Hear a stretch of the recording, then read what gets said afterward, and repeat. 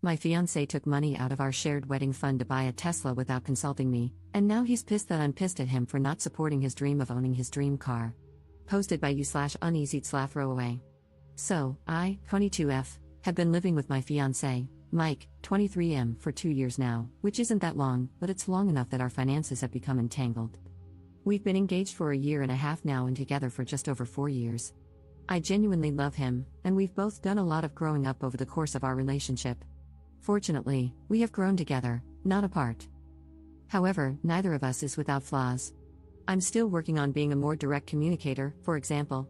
Anyway, the reason for this post: we pool our money into one big family pool and have since we got engaged. I'm better than he is at planning for things and setting up goals, so while we discuss everything and talk as equals and partners, the bulk of the responsibility for research and number crunching falls on me, which I am okay with. We're partners, and we each have our own strengths that we bring into the relationship. The budget is laid out as follows: emergency savings, retirement savings, future housing savings, wedding/honeymoon savings, current housing costs, includes all bills and average food costs, date fund, pet fund, health and fitness fund, transportation/auto costs, and then 2 separate funds for each of us to do with as we wish. I also ended up with a rather sizable inheritance, which he does not have access to. The inheritance is for the future, and I'm working on growing it. It's tied up in investments and not something that we're factoring into plans for our near future. When budgeting, I pretend that it doesn't even exist. I know for a fact that he burns through his fund quickly. He always buys the latest release AAA game, shells out for several MMO subscriptions, and spends the rest in in-game cash shops. I am 100% fine with this. This is not the issue here. The issue is that $1,000 recently went missing from our wedding fund. We're not planning a big wedding, and the wedding will, when all is said and done, cost around $2,000 itself. I was hoping to have another $500 for the honeymoon. By the way, because I'd rather save for a nicer house, I agreed to no engagement ring and just basic $100 wedding bands. I'm the furthest thing from a bridezilla. That's a lot of money to just go missing, especially since we're both still students working somewhat crappy student jobs. I'm actually quite proud of myself for calmly and bluntly asking what happened to that $1,000, and he informed me that he had reserved a Tesla Model 3 for himself. He could tell that I wasn't thrilled about it, and he asked if I was upset. I said, yes, but I don't want to talk about it right now. He asked if I was going to do some research, and I said, yes, and went off into my study area. Things have been a bit weird since then. He's angry with me because he doesn't feel like I'm supporting him, and he says I must not want him to have nice things, like his dream car. Now, I've already secured my first job out of college. On just my salary alone, we would be able to afford the Model 3, but I have strong feelings against living at your means right out of college. I personally feel like you should live as if you're still in college, as far as budgeting goes, for the first few years in order to make big purchases like a house and set yourself up for future success.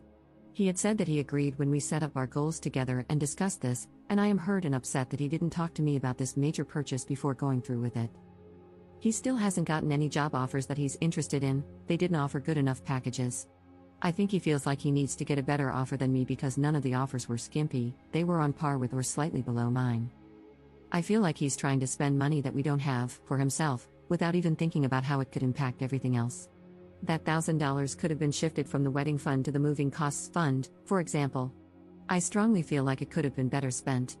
We are both still driving our beaters, but when we relocate for my job, we can easily get rid of them thanks to the amazing public transport that will be available to us. We even talked out the plan for transportation months ago when my offer was still just tentative. Relevant comments. Commenter. Well, the car will not be coming out for a few years, so you'll have enough time to discuss your finances before then. He should have talked to you before reserving one, though. This is a decision that affects both of you. The financially smart decision would be to set a budget you both agree on and then cross-shop if you need a car. I think that coming out of college, a new car really isn't necessary, and there will be plenty of alternatives besides the Tesla hype. If he still insists on buying one, tell him to save up for it with his personal money alone. Ops response.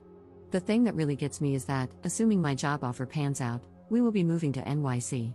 I'm not sure where he thinks a Tesla is going to fit into that plan, the plan that he was very much on board with. This just feels like it's coming out of nowhere. Commenter. Then this guy is just a moron. Is this really what you want to deal with for the rest of your life? Ops response. He's never done anything like this before, which is what makes it so hurtful to me. We generally talk to each other about purchases over $500, even if they come from our individual allowances.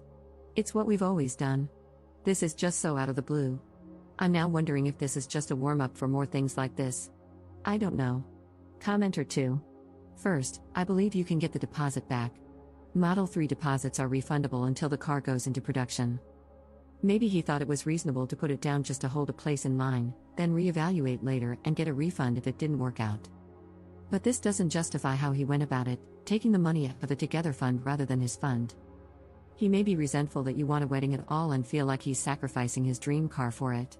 Or he might feel that he doesn't have enough control over the finances. But again, you need to talk about it to resolve this, calmly. You sound quite upset about this too, so please try to calm down and listen to his side, even if it does end up being as dumb as wanting a dream car right out of school. Op's response. I wanted to elope, but he wanted a wedding. So I said okay and planned a very frugal but still beautiful wedding for us, one that he didn't want to help with because he hates planning events. I'm upset because the person I thought was on the same page with me wasn't, and I do feel a bit betrayed, but I have listened to him. I sat there quietly the morning after when he laid out how much getting a Tesla, like all of his friends have, means to him. I still don't think it's a good enough reason to take our shared money without talking to me first, especially for a car that he will never let me use. His words, spoken while I was listening to him. Neither of us is more in control of the finances than the other, although I do more of the number crunching. When we pay bills, set goals, make purchases, etc., we talk everything through together. Commenter 3. So, he committed to a $35,000 purchase without consulting you, has no job lined up, so you might end up paying the entire $35,000, and you can't even drive it, even if you pay for it. Is this all correct? Don't walk, run. You don't deserve to be involved, for a lifetime, with a guy who doesn't seek your advice for major purchases, goes behind your back, and breaks your trust. As they say, the best predictor of future behavior is past behavior. While this isn't universally true in every case, repeated behavior and patterns are likely to continue unless a person is undergoing significant self-reflection and growth. You are a very sweet fruit for the picking, especially with the mentioned inheritance, so be very careful. Do not ignore the red flags, your reservations, and your concerns about his behavior. Update 1 day later. I don't know how many of you wanted an update, but I'm giving one because I feel like I owe it to this community. You all saved my tail and helped me wake the hell up. I read every single comment that was sent to me, and I took them to heart. I realized that my relationship with Mike is toxic and that I needed to get out of it. I graduate next month and have my dream job secured. I might be in pain right now, but it will pass, and I will build a life for myself. This all moved pretty quickly. This morning, I told Mike that I needed to talk to him, and it was important. We talked about the Tesla and why he would commit to purchasing something, knowing full well that it conflicted with our standing plans and without even talking to me like a partner.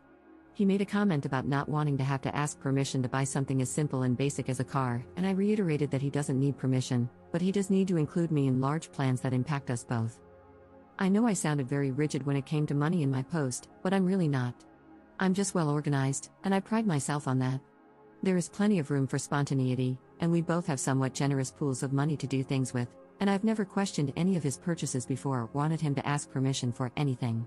I just wanted to be included in the thought process. He told me that he was considering taking out a loan for the car, and we went through all the reasons why that was a bad idea, especially with his massive student debt. He lashed out at me because I'm apparently approaching this from an unreasonable position of privilege, that I don't have any student debt and don't understand how all debt can be good. I don't have debt because I got some great grants and scholarships, and the meager loans I did take out have already been paid off. My education wasn't handed to me, as he was implying. I became emotional during our talk, and I told him that I had to call the wedding off and that I would be moving out because this is an irreconcilable difference. I can't be with someone who doesn't share the same goals that I do, or at the very least, have respect for me as a person. He didn't seem to care and went back to his computer to play one of his games. That was several hours ago, and I've been busy sorting things out. We rent from his dad, and I was never on the lease, so I don't have a landlord to work anything out with since it was all under the table anyway. I still alerted his dad that I'm moving out, and he surprisingly wished me well and told me that he knows I'll be a success someday and he's just glad that he'll be able to say he knew me when. That hit me so hard. I'm finding that I'm more upset about losing his family than I am about losing him, at least right now.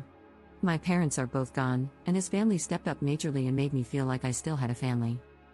Anyway, untangling assets has been very easy since we maintained separate accounts. I just deposited money into his for his spending account, and we're only legitimately joined on the wedding account. I'll get that closed down this week. I'm writing off the $1,000 as a loss and will let him deal with the Tesla mess on his own. Who knows, maybe he will sort everything out, but I didn't want to go along for that ride. I'm writing this from my best friend's place. She's insisting that I stay here with her until I have to leave, and I am so thankful for that. I had never told her everything that was going on with us, and she was horrified that he'd done any of what he did, really. She offered to round up her brothers and cousins and go give him a talking to, which made me laugh. She's sweet, and she's helping me cope with my feelings about everything that happened. I'm feeling sad and down, but I'm also already feeling relieved. Most of my things are already out of the apartment and in my friend's garage. I'll be getting a storage unit this week as well, but she's telling me there's no rush. Gah, sorry for all the rambling. Anyway, thank you all for helping me see the things I didn't want to see, or couldn't see, because everything had just been so normalized. I'm now apartment hunting, so I won't even be restricted in terms of what kind of place I'm looking for, so that's another bright point. I'm a weird mixture of sad, angry, relieved, and excited right now. Thanks, Reddit. Relevant comments. Commenter. Do you care that he didn't care at all that you left? Ops response. I do, but I think I'm still a bit in shock over everything, to be honest. I needed to get out ASAP once everything really hit me. Holy crap, that was toxic. However, I don't think the reality of the breakup itself has hit me yet. I'm glad I have a few months to process, grieve, and move on before needing to move to New York and start that job. Commenter 2. Good for you, girl, so proud of you. You're certainly an inspiration to this girl who doesn't know how to get out of a crappy relationship. Ops response. Honestly, having a bunch of random people who don't know me scream at me like, "What the hell are you freaking doing? Are you a moron?" helped a lot. The outside perspective, and the fact that no one answered the question I was asking, but instead answered the question I was too afraid to ask, gave me the nudge to really breathe, take a step back, and evaluate it all. Then something clicked inside me, and I had to make it happen. I'd probably still be with him had I not gotten these outside views because, honestly, taking some distance, it was obvious. I guess what I'm trying to get at is, you can do it too. I guess we all have to reach our breaking point first, where we say, hey, I deserve better than this, and I'm not going to take this crap.